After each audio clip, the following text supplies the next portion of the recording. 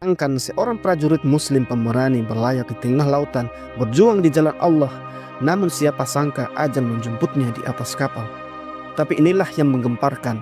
Setelah 7 hari tanpa dimakamkan, tubuhnya tetap utuh, tidak membusuk, tidak berbau, bahkan wajahnya tetap bercahaya. Dia adalah Abu Talhah. Siapakah sosok Abu Talhah ini? Apa rahasia di balik jasadnya yang tetap utuh?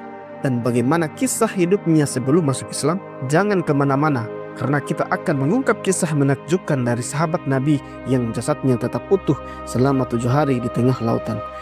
Like, subscribe, dan aktifkan loncengnya agar kami selalu semangat menyiarkan Islam. Bismillahirrahmanirrahim. Assalamualaikum warahmatullahi wabarakatuh. Para pencari ilmu, semoga senantiasa diberkahi Allah Subhanahu wa Ta'ala. Latar belakang sosial dan budaya Abu Talhah sebelum Islam. Sebelum masuk Islam, Abu Talhah yang memiliki nama asli Zaid bin Syahl bin Al-Aswad bin Haram adalah salah satu tokoh penting di Madinah dari suku Bani Nazar. Ia adalah bagian dari kaum Ansar, kelompok yang kelak menjadi pendukung utama Nabi Muhammad setelah hijrah dari Mekah. Madinah pada masa itu merupakan kota yang dihuni oleh berbagai suku Arab dan Yahudi. Kota ini memiliki struktur sosial yang kompleks dengan 2 suku Arab besar, yakni Aus dan Khazraj, yang sering berseteru. Sementara itu, komunitas Yahudi seperti Bani Qainuqa, Bani Nadir, dan Bani Quraidah memiliki pengaruh besar dalam ekonomi dan agama. Abu Talhah berasal dari suku Khazraj, yang merupakan salah satu suku dominan di Madinah. Ia adalah seorang pemimpin yang disegani, dikenal sebagai pria pemberani, kaya, dan memiliki status sosial tinggi. Sebagai seorang pemuka suku, ia memiliki tanah, kebun kurma, dan harta benda yang cukup banyak. Sebelum kedatangan Islam, masyarakat Madinah masih menganut kepercayaan paganisme Arab. Mereka menyembah berhala, melakukan berbagai praktik perdukunan, dan memiliki kebiasaan yang diwariskan secara turun-temurun dari nenek moyang mereka. Sebagai seorang pria terhormat, Abu Talhah juga memeluk keyakinan tersebut. Ia memiliki berhala pribadi di rumahnya yang dipercayai dapat memberikan keberuntungan dan perlindungan. Salah satu hal menarik sebelum Abu Talhah masuk Islam adalah bahwa ia memiliki hubungan cukup dekat dengan komunitas Yahudi di Madinah. Madinah memiliki beberapa kelompok Yahudi yang dikenal karena kecerdasan mereka dalam perdagangan, politik, dan agama. Yahudi di Madinah memiliki kitab suci Taurat yang sering mereka jadikan sebagai pedoman dalam kehidupan sehari-hari. Sebagai seorang pemimpin dari suku Khazraj, Abu Talhah sering berinteraksi dengan mereka baik dalam urusan ekonomi maupun dalam diskusi keagamaan. Kaum Yahudi sering kali menyebutkan bahwa akan datang seorang nabi akhir zaman yang akan membawa perubahan besar. Meskipun mereka mengharapkan nabi tersebut berasal dari kalangan Bani Israel atau keturunan Yahudi, tanda-tanda yang mereka gambarkan justru sesuai dengan ajaran yang dibawa oleh Nabi Muhammad SAW yang berasal dari suku Quraisy di Mekah. Namun pada saat itu Abu Talhah masih belum banyak memikirkan ajaran baru ini. Ia tetap menjalani kehidupannya seperti biasa dengan mengikuti adat istiadat yang berlaku di kalangannya. Sebagai seorang pria terpandang, Abu Talhah memiliki kekayaan yang melimpah. Ia memiliki kebun kurma yang luas, di antaranya Bayruha, yang kemudian menjadi salah satu kebun terbaik di Madinah. Di dalam kebun itu terdapat sumur yang jernih dan tanah yang subur, menjadikannya sebagai sumber penghidupan bagi banyak orang. Kebunnya menjadi tempat pertemuan bagi orang-orang penting di Madinah, di mana mereka sering berbincang mengenai urusan sosial dan politik.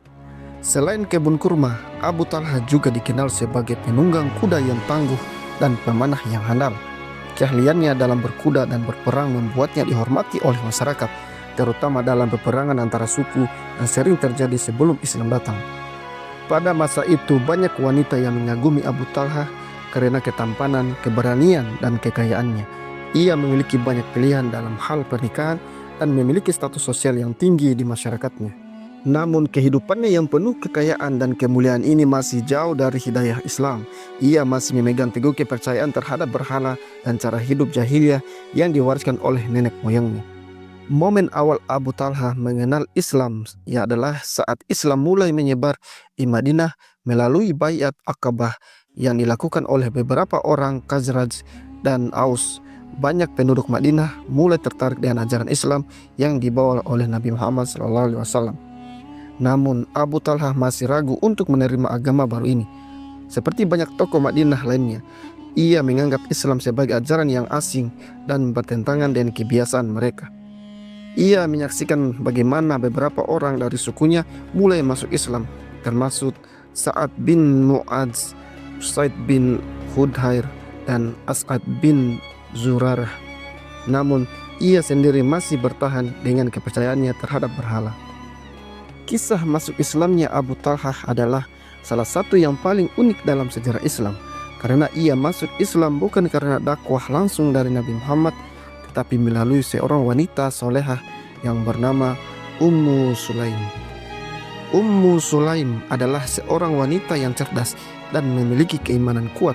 Setelah mendengar tentang Islam, ia langsung masuk Islam dan mulai mendidik anaknya Anas bin Malik untuk menjadi seorang muslim sejati. Ketika Abu Talhah tertarik untuk menikahinya, ia datang membawa mahar yang besar. Sebagai seorang pria kaya, ia yakin bahwa lamarannya akan diterima dengan mudah. Namun, Ummu Sulaim menolaknya dengan halus dan memberikan syarat yang mengejutkan. Ummu Sulaim berkata, "Wahai Abu Talhah, engkau adalah pria yang terhormat dan tidak pantas ditolak. Namun aku adalah seorang muslimah, sedangkan engkau masih musyrik.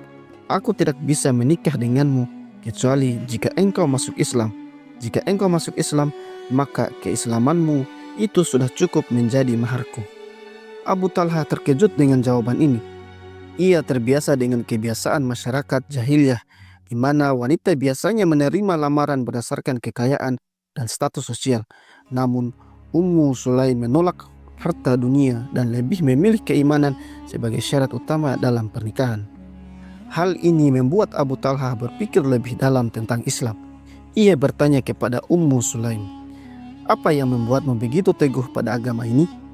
Ummu Sulaim kemudian menjelaskan tentang keesaan Allah dan bagaimana berhala-berhala yang selama ini disembah tidak memiliki kekuatan apapun. Ia berkata, "Abu Talhah, apakah engkau tidak sadar bahwa berhala-berhala yang engkau sembah itu hanyalah kayu yang diukir oleh manusia? Ia tidak bisa mendengar, tidak bisa berbicara, dan tidak bisa menolongmu sedikit pun. Mengapa engkau menyembah sesuatu yang tidak bisa berdaya?" Perkataan Ummu Sulaim ini menusuk hati Abu Talhah. Ia mulai mempertimbangkan kebenaran Islam. Akhirnya, setelah berpikir panjang, ia pergi menemui Nabi Muhammad SAW dan mengucapkan 2 kalimat syahadat di hadapan beliau. Setelah masuk Islam, ia kembali kepada Ummu Sulaim dan berkata, "Aku telah masuk Islam, maka sekarang menikahlah denganku." Ummu Sulaim menerima pernikahan itu dengan bahagia, dan keislaman Abu Talhah menjadi salah satu maharnya yang paling berharga. Perjalanan Abu Talhah dalam perjuangan Islam. Setelah masuk Islam, Abu Talhah menjadi salah satu pejuang Islam yang paling gigih. Ia mengikuti banyak pertempuran besar bersama Rasulullah SAW, termasuk perang Badar, perang Uhud, perang Khaybar, perang Hunain, dan perang Tabuk. Di dalam perang Uhud, ia terkenal karena melindungi Rasulullah dengan tubuhnya sendiri dari serangan panah musuh. Ia berdiri di depan Nabi dengan membawa perisai besar dan berkata, "Wahai Rasulullah, jangan khawatir, panah-panah ini tidak akan mengenai engkau selama aku masih berdiri di sini." Keberanian dan kesetiaannya membuat Rasulullah sangat mencintainya dan sering memuji keimanannya. Selain keberaniannya dalam jihad, Abu Talhah juga dikenal sebagai seorang yang sangat dermawan. Ketika turun ayat, "Kamu sekali-kali tidak akan memperoleh kebajikan yang sempurna sebelum kamu menginfakkan sebagian harta yang kamu cintai." Quran Surat Al-Imran ayat 92. Ia langsung mendatangi Rasulullah dan berkata, "Ya Rasulullah, kebun Bayruha adalah harta yang paling aku cintai, maka aku ingin menikahkannya di jalan Allah." Rasulullah tersenyum dan berkata, "Bagus, ini adalah harta yang sangat bernilai. Aku sarankan agar kau menyerahkannya untuk keluargamu." Akhirnya Abu Talhah membagi kebun itu untuk keluarganya dan fakir miskin.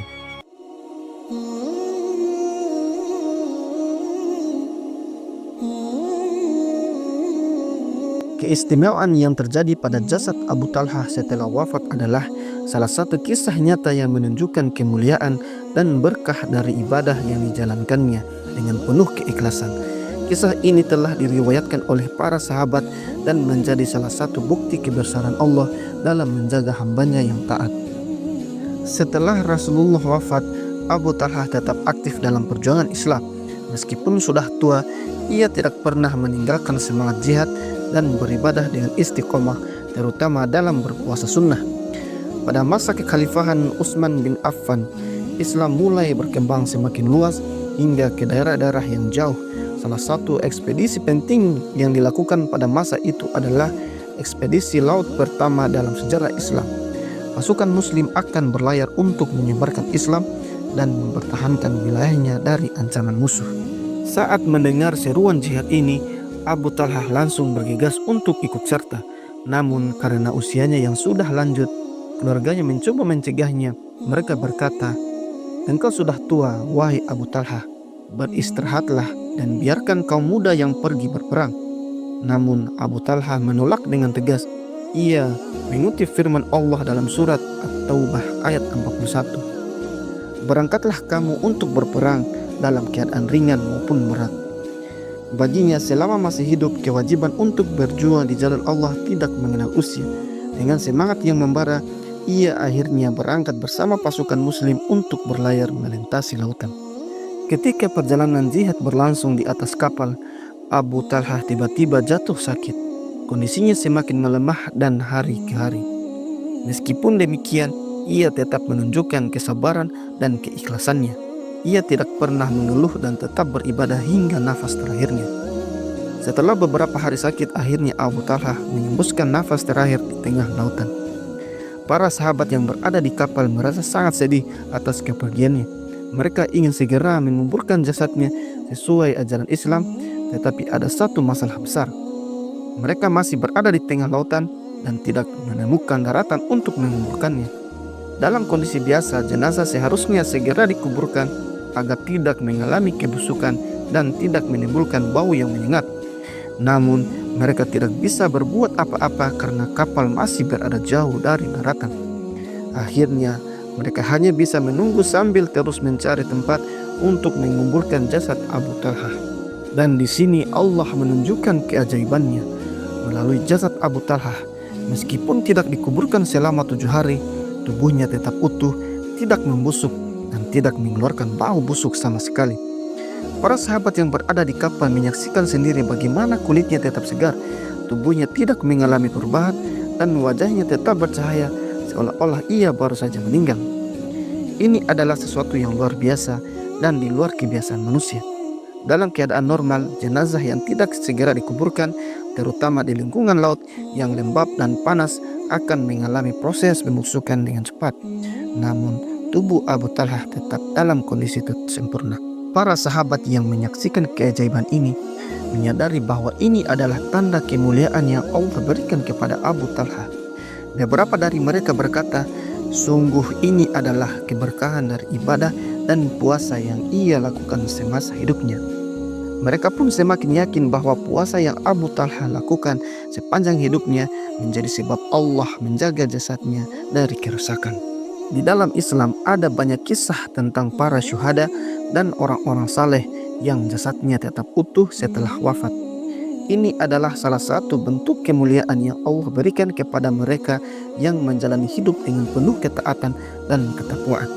Keajaiban jasad Abu Talhah ini memiliki beberapa makna penting.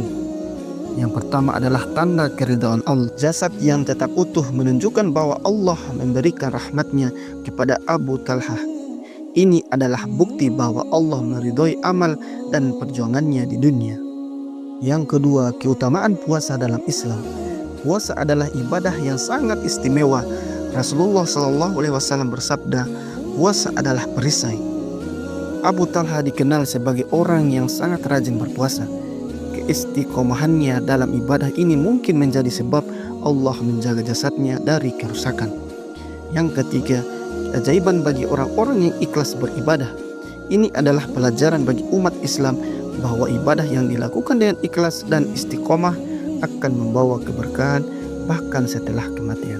Setelah 7 hari, akhirnya kapal yang membawa jasad Abu Talha sampai di sebuah daratan. Para sahabat pun segera turun dan mencari tempat yang layak untuk menguburkannya. Mereka menggali liang lahat dengan penuh penghormatan dan rasa cinta kepada sahabat yang mulia ini. Setelah itu, mereka memandikan, mengafani dan mensalatkan sebelum akhirnya menguburkan jasadnya dengan penuh penghormatan. Para sahabat yang hadir pada saat pemakamannya merasa haru dan bersyukur bisa menyaksikan bukti kebesaran Allah melalui jasad Abu Talha. Mereka semua sepakat bahwa ini adalah karunia Allah yang diberikan kepada orang-orang yang menjalani hidupnya dengan penuh ketakwaan. Pelajaran dari kisah Abu Talha adalah puasa bukan hanya bermanfaat untuk kesehatan, tetapi juga memberikan keberkahan di dunia dan akhirat. Jasad Abu Talha yang tetap utuh adalah tanda kemuliaan dari Allah. Abu Talha tetap ingin berjihad meskipun usianya sudah tua. Ia tidak hanya rajin berpuasa, tetapi juga gemar bersedekah dengan ikhlas. Perjalanannya masuk Islam menjadi bukti bahwa keimanan bisa menjadi pondasi pernikahan yang berkah. Kisah Abu Talha adalah bukti bahwa ibadah yang dilakukan dengan ikhlas akan membawa keberkahan bahkan setelah kematian. Semoga kita dapat meneladani semangat keimanannya. Amin ya rabbal alamin.